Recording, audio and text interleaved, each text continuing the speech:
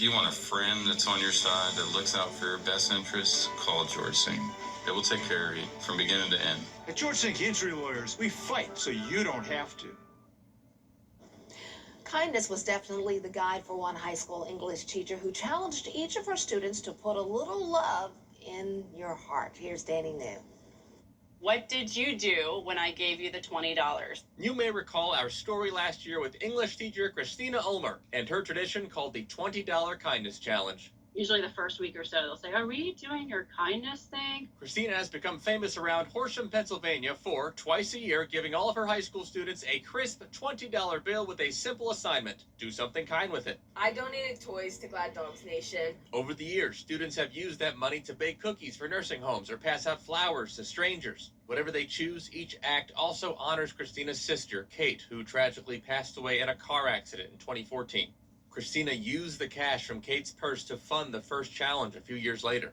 Like, I can just see her there doing the things that my students are doing. So it does make me think about her a lot more. And now we have an update on that mission to honor Kate and spread her generous spirit. Oh, after the piece aired, then the donations went up like crazy. After our story aired, Christina says donations skyrocketed, and she started receiving letters from around the country with gifts or just notes of appreciation. In fact, a few months ago, Christina officially got the $20 Kindness Challenge registered as a nonprofit, which apparently... Do you know that was your idea?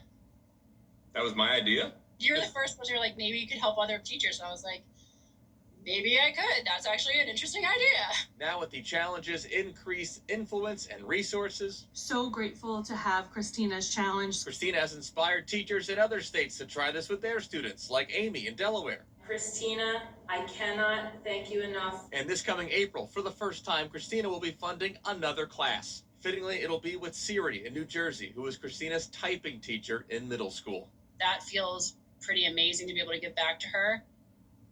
There are also resources on the foundation's website to help people with starting their own $20 Kindness Challenge. And Christina says she has personally guided both schools and churches across the country throughout the past year. In New York, for ABC News, I'm Danny New. That's awesome. That's our time for this half hour. More coverage you can count on coming up next with Brad and Jenny, including the numbers not adding up at a problem-plagued Augusta City Department. George Escala has the story next. You can't always choose the weather, but you can choose your weather app. Go with the most accurate and most trusted, the Live Viper 6 mobile app. Download it today.